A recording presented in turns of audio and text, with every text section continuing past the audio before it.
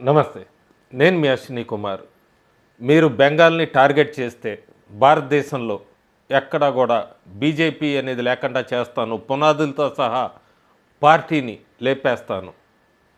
West Bengal ముఖ్యమంత్రి మమతా బెనర్జీ గట్టి warning మోడీకి అనుకోవచ్చు, బీజేపీకి లేదా ఎన్నికల సంఘానికి.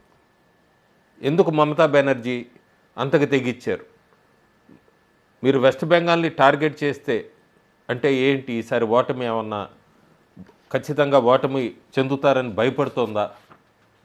లేదు అక్రమాలన్నీ కూడా బయటకు వస్తాయి, కరప్షన్స్ ఇవన్నీ బయటకు వస్తాయని భయపడుతోందా? అక్కడ ఎన్నికల సంఘం ఎప్పుడైతే ఈ సార్ ప్రాసెస్ మొదలుపెట్టిందో మమతా బెనర్జీ ఇట్లాంటి బెదిరింపులు, ఇంకో పక్క ఎమ్మెల్యే హుమాయూన్ కబీర్ లాంటి వాళ్ళందరూ డిసెంబర్ 6వ తారీఖు వస్తోంది, బాబ్రీ మసీదుకి మేము పునాది శంకుస్థాపన ఇక్కడ పునాది వేయబోతున్నాం, ఫౌండేషన్ స్టోన్ అంటూ ముస్లింలు రెచ్చగొట్టడానికి ప్రయత్నిస్తారు. బాబర్ లాంటి వాళ్ళు ఎప్పుడు కూడా బెంగాల్కి వచ్చింది లేదు, విజిట్ చేసింది లేదు. ఊరికే అక్కడ మళ్ళీ మత విద్వేషంలో రగల్చడానికి లేదా ముస్లిం ఓటు బ్యాంకుని కాపాడుకోవటానికి. ఇంకో పక్క తృణమూల్ వర్కర్స్ అందరూ కూడా బూత్ ఆఫీసర్లని మేము మిమ్మల్ని చంపుతాం, నరుకుతాం అంటూ కూడా వార్నింగ్లు ఇవ్వటం సార్ ప్రాసెస్కి వచ్చినప్పుడు. ఇంకొక పక్క టీఎంసీ గూండాలందరూ కూడా ఒక రేపు విక్టిమ్ మీద కేసు విత్డ్రా చేసుకోండి మీరు అంటూ వాళ్ళని భయపెట్టడం, కేసు విత్డ్రా చేసుకోకపోతే మిమ్మల్ని అందరినీ లేపేస్తామంటూ భయభ్రాంతులు గురి చేయటము. ఎందుకంటే ఆ టీఎంసీ స్టూడెంట్ వింగ్ లీడర్స్ ఉన్నారు ఆ గ్యాంగ్ రేపులో, దానికి సంబంధించి వాళ్ళు ఒక పక్క భయపెట్టడం. ఇదంతా నడుస్తుంది ప్రస్తుతం వెస్ట్ బెంగాల్లో. ఇలాంటి పరిస్థితుల మధ్య, ఉద్రిక్తుల మధ్య ఎన్నికల సంఘం తన పని తాను చేసుకొని పోతుంది. ఇంకొక పక్క బెంగాల్లో బీజేపీ తన ప్రచారం తాను చేసుకుంటూ పోతుంది. ఎన్నికల సంఘం ఈ సార్ ప్రాసెస్ చేస్తున్నప్పుడు ఈ బసీరత్ ఉంది, అదొక చిన్న బంగ్లాదేశ్ అని చెప్పచ్చు. అక్కడ వీళ్ళందరూ కూడా మినీ బంగ్లాదేశ్ సెటప్పే అనుకొని చెప్పచ్చు, చిన్న బంగ్లాదేశ్ లాంటిదే. వీళ్ళందరూ మేము వెళ్ళము, ఇక్కడి నుంచి కదలము, మా ఓట్లు తీసి మమ్మల్ని బలవంతంగా పంపించేసిన మేము ఇక్కడి నుంచి వెళ్ళము, మా పేర్లు లేవు ఓటర్స్ లిస్టులో, అయినా మేము కదలమంటూ బసీరత్లో గట్టిగా అక్కడికి వచ్చిన ఈ ఎన్నికల సంఘానికి సంబంధించిన వాళ్ళు బెదిరిస్తున్నారంటేనే బెంగాల్లో ఎలా ఉంది పరిస్థితి అర్థం చేసుకోవచ్చు.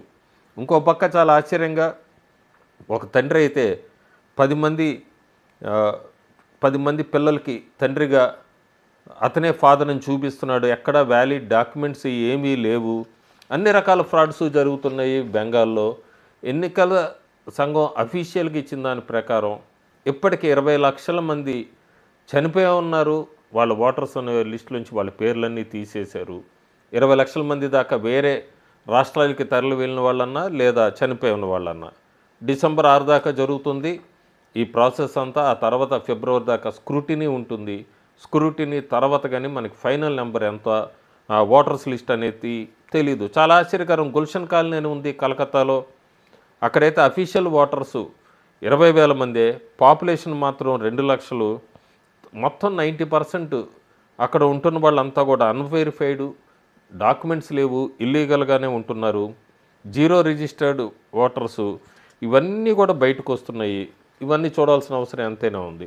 సో ఇలాంటప్పుడు మమత బీజేపీని చూసి ఎందుకు భయపడుతుంది? నిజంగానే బీజేపీకి బెంగాల్లో గెలుచుకునే అవకాశాలు ఉన్నాయా? ప్రస్తుతానికి మాత్రం తృణమూల్ కాంగ్రెస్ గాలి వీస్తోంది బెంగాల్లో. ప్రస్తుతానికి ఇంకా వాళ్ళ క్యాంపెయిన్ మొదలు పెట్టలేదు. ఇరు పార్టీలు క్యాంపెయిన్ జోరు స్పీడ్ పెంచలేదు, డేట్ కూడా ఇవ్వలేదు ఎన్నికల సంఘం. అయినా మమత ఎందుకు అంత భయపడుతోంది? నేను చెప్పేది ఏది సర్వే కాదు, ఒక ప్రాబబిలిటీ అంచనా. బీజేపీ గెలవటానికి అవకాశం ఎలా ఉంది, ఏం చేయాలి, ఇది మళ్ళీ చెప్తున్నాను, ఇది ఏది సర్వే కాదు, ఒక అంచనాలంతా కూడా. 2026 వెస్ట్ బెంగాల్లో మనం చూసుకుంటే ముస్లిం పాపులేషన్స్ బాగా ఎక్కువ ఉన్నారు. 50% కన్నా ఎక్కువ ఉన్న స్థానాలు 46 స్థానాలు ఉన్నాయి. ముస్లిం పాపులేషన్ 50% కన్నా ఎక్కువ ఉన్నవి 46 అసెంబ్లీ స్థానాలు ఉన్నాయి.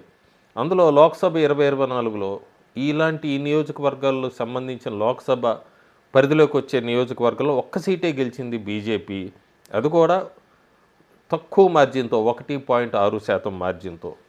ఇక ముస్లింలు 40-50% జనాభా ఎక్కువ ఉన్న నియోజకవర్గాలు 17 స్థానాలు ఉన్నాయి.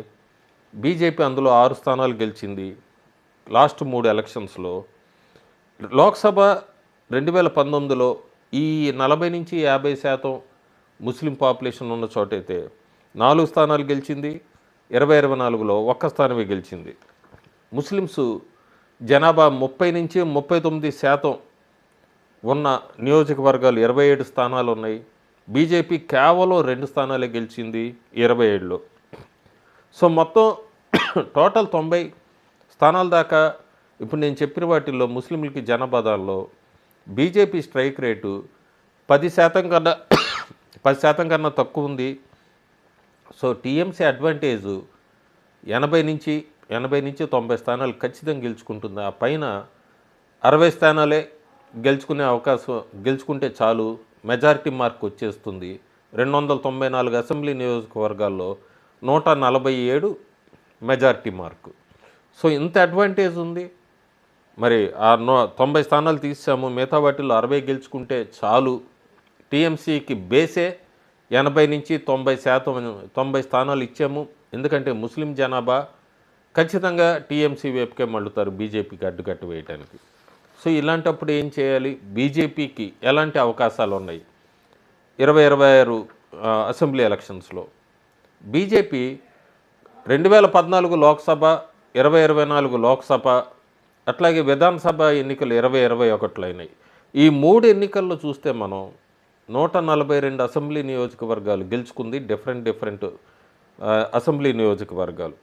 అందులో ఈ 2019 లోక్సభ, 2024 లోక్సభ, 2021 విధానసభలో ఈ మూడిట్లో గెలుచుకున్న స్థానాలు 54 సీట్లు ఉన్నాయి. ఒక 38 అసెంబ్లీ స్థానాలు అయితే 19లో కానీ, 24లో కానీ, లేదా 21 విధానసభలో కానీ ఒక 38 2 ఎలక్షన్లో గెలిచింది నేను చెప్పిన మూడిట్లో. ఒక 50 స్థానాలు ఒకే ఒక్క ఎన్నికల్లో గెలుచుకుంది ఈ పైన 19, 24, 21 విధానసభలో. సో మొత్తం 54 అయితే 3 సార్లు గెలుచుకుంది, 38 2 ఎన్నికల్లో గెలుచుకుంది, 50 ఈ 3 ఎన్నికల్లో ఒక్కసారి గెలుచుకుంది. ఇది కాక బీజేపీకి ఇంకొక 31 సీట్లు అవకాశం ఉంది. అది కూడా ఎక్కడంటే ముస్లిం జనాభా ఓటర్స్ 20% కన్నా తక్కువ ఉన్నది. సో ఒకవేళ ఇవన్నీ కౌంట్ చేసుకొని మళ్ళీ నేను చెప్పిన ఈ 54 సీట్లు, ఈ 38, ఈ 50 అవి గెలుచుకొని 20 గెలుచుకుంటే బీజేపీకి 173 స్థానాలు అవకాశం ఉంది. సో టోటల్గా యావరేజ్ ఒకటి ముస్లిం పాపులేషన్ ఉన్న నియోజకవర్గాల్లో టీఎంసీ డామినేషన్ కనబడుతోంది 80-90. అలా అని బీజేపీకి అవకాశం లేదని కాదు. బీజేపీ 2019 లోక్సభ, 24 లోక్సభ, తర్వాత 2021 విధానసభ యావరేజ్ తీసుకుంటే ఒక 142 అసెంబ్లీ స్థానాల్లో అడ్వాంటేజ్ ఉంది. పైన ఇంకొక 30 స్థానాలు గెలుచుకునే కూడా అవకాశం ఉంది. ఈ ప్రాబబిలిటీస్ని బ్యాలెన్స్ చేయాలి. బ్యాలెన్స్ చేసుకుంటూ ఎట్లా ముందుకెళ్తుంది బీజేపీ? ఎందుకంటే రిపీట్గా చెప్పాలి, బెంగాల్లో టీఎంసీని ఓడించడం అంటే అద్భుతం జరగాలి. మొత్తం అందరూ కూడా ఓటర్స్, హిందూస్ వీళ్ళంతా కూడా వన్ సైడ్గా రావాలి. వచ్చి కాంగ్రెస్, కమ్యూనిస్ట్ పార్టీలు ఓట్లు చీల్చుకోకుండా హిందూ ఓటు బ్యాంక్ టోటల్గా ఇటు షిఫ్ట్ అవుతే బీజేపీకి అవకాశం ఉంది. దీన్ని మనం తీసిపారేయలేము. ఎందుకంటే నందిగ్రామ్ లాంటి నియోజకవర్గం ఉంది. నందిగ్రామ్లో ముస్లిం పాపులేషన్ ఎక్కువ ఉంది. అలాంటి చోట బీజేపీ గెలిచింది. అలాంటి చోట బీజేపీ గెలిచినప్పుడు బెంగాల్లో కూడా మిగతా చోట్ల హిందూ పోలరైజేషన్ ఏమన్నా మొదలైందా? ముస్లింల్లో కొంతమంది ఏమన్నా ఇటువైపు చూస్తున్నారా? అందుకేనా దీది భయపడుతోందనేది అయితే మనం వేచి చూడాలి. Thank you.